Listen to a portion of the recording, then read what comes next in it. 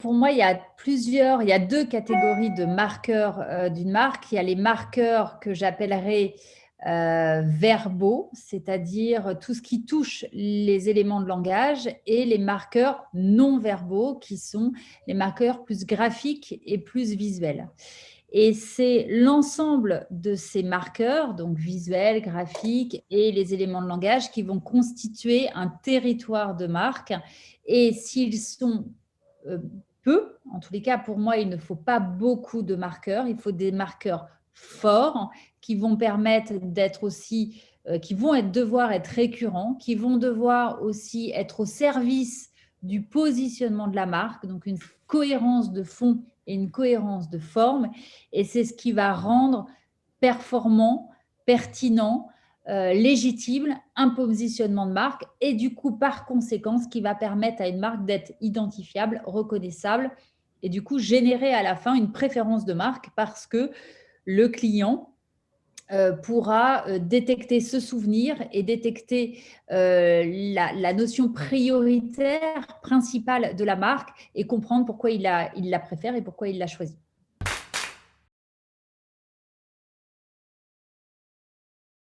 Effectivement, le point de départ, c'est le positionnement de la marque. On ne peut pas créer les marqueurs sans avoir au préalable un positionnement de marque.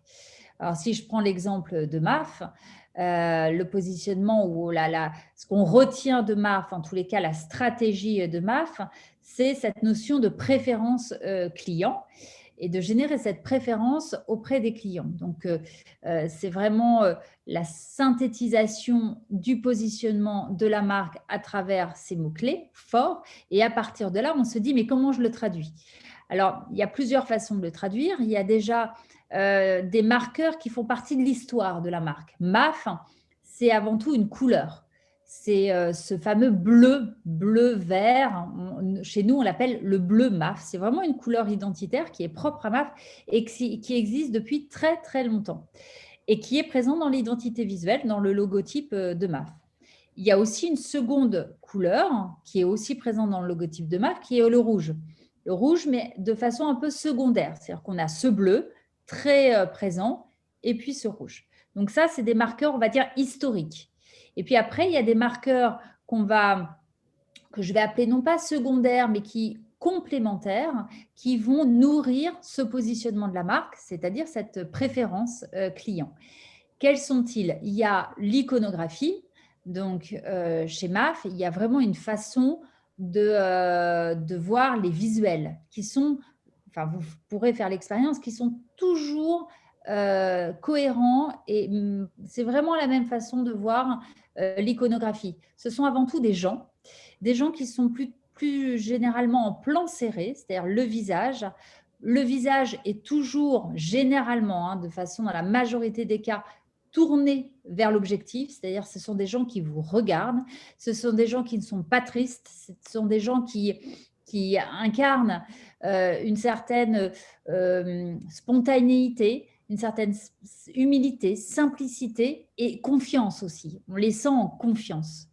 Donc l'iconographie, et puis l'iconographie, on la complète toujours ce qu'on appelle un trait blanc, un filaire blanc, qui permet de dessiner le contexte dans lequel cette personne se trouve. Parce que quand on parle d'assurance auto, c'est une voiture. Quand on parle d'assurance habitation, c'est une maison. Quand on parle d'assurance scolaire, c'est une école ou c'est enfin voilà. Et c'est pas des gens, ce filaire blanc, c'est le contexte.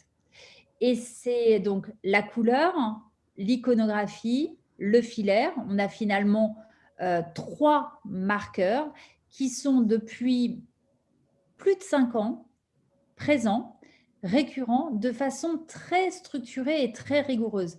Parce que MAF crée des visuels presque tous les jours. Donc, c'est très important d'avoir peu de marqueurs, mais d'être extrêmement discipliné par rapport à l'utilisation de ces marqueurs. Donc, ces couleurs, quand je vous parlais, ce bleu et ce rouge avec la proportion, il y a des règles qui expliquent que le bleu doit vraiment être toujours dominant. Ces visuels, les critères de validation, en quoi ce visuel est bien un visuel MAF ou pas, donc le regard, le plan, l'attitude, le comportement, et puis ce filaire avec les conditions qu'est-ce que ce filaire doit exprimer, la situation, le contexte. Et puis ce filaire, il y a aussi un style, il est spontané, il est fait à la main. Encore une fois, pour nourrir cette simplicité, cette proximité, cette confiance et à la fin, cette préférence de marque. Donc, on part, pour résumer, toujours du positionnement. Les marqueurs se font après. Les marqueurs, ils font partie de l'histoire aussi de la marque. Voilà, on n'aurait jamais imaginé un jaune ou un vert pour marque. Donc, ça fait aussi partie de l'histoire de la marque. On ne change pas une marque, on ne fait pas un virage à 180 degrés, il faut du sens. Et après, il y a des marqueurs qui viennent incarner le positionnement. Pour moi, la cohérence, c'est la clé du succès. Si on n'est pas dans la cohérence, on va diluer le message de la marque, on va diluer le positionnement, donc on va affaiblir le positionnement de la marque. C'est pour ça, pour moi, il en faut peu, mais il faut qu'ils incarnent la même chose, que le sens de ces marqueurs nourrisse l'élément principal du positionnement de la marque. Donc, la cohérence, elle est clé. La cohérence, il faut mieux avoir peu de marqueurs cohérents que beaucoup de marqueurs qui, de toute façon, plus on en a, plus on va diluer le message. La cohérence, elle est clé, elle est je dirais, le principal critère pour être sûr qu'un territoire de marque et que ces marqueurs vont vraiment nourrir la marque dans le temps aussi. Parce que cette notion de durée, cette notion quand on construit des marqueurs de marque, de se projeter dans une pérennité de la marque est essentielle.